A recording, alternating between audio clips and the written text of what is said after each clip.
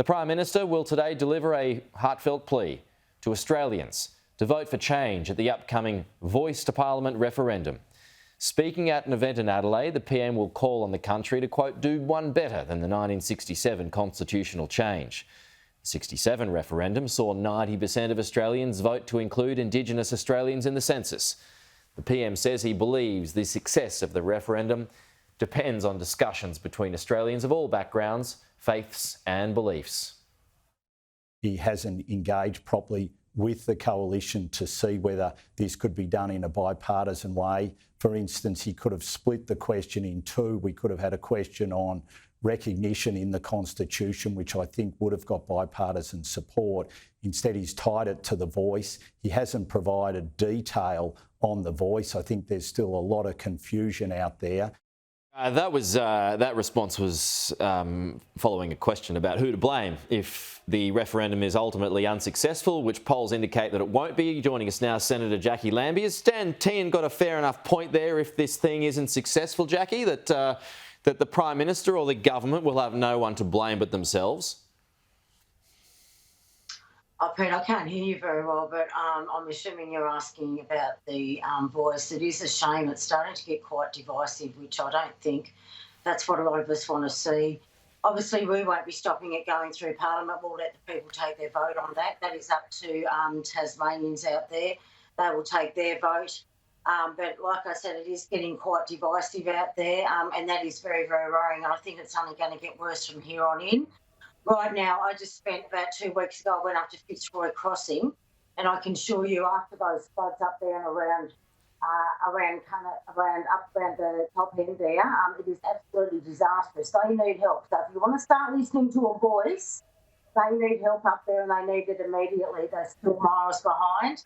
Mate, there's other things that we could be doing too. We need housing out in these Indigenous communities.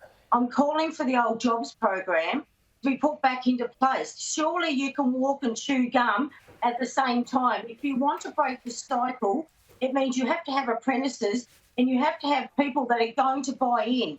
So the Indigenous can start building their own, mate, under instruction from somebody else, but they've got to take ownership to start taking your lives back.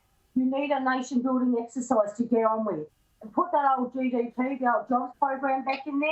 Watch that go off.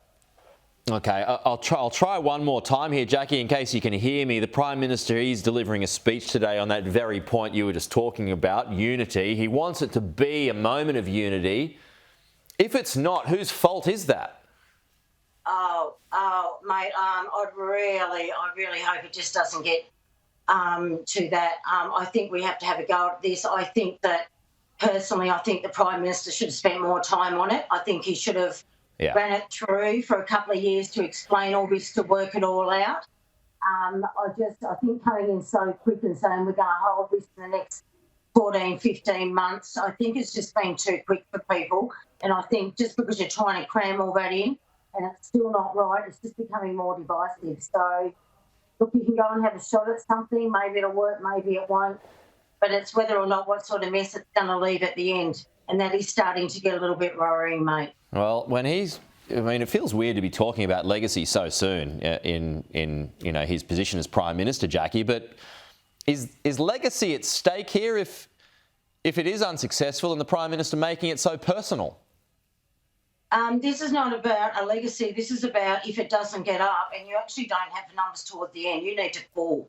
Because I can assure you, all you're going to leave in your wake is a great deal more harm. We're going to have to be really, really careful. But to call it, I want to leave this my legacy, oh my goodness, I would hope not, because seriously, there are more important things than worrying about self-legacy. Yeah. I can assure you, mate, so that is worrying. Hey, Lydia Thorpe taking on the Greens over human rights. What do you think of that? Well, I think I'll leave that up to the Human Rights Commissioner. I certainly haven't heard anything in the corridors.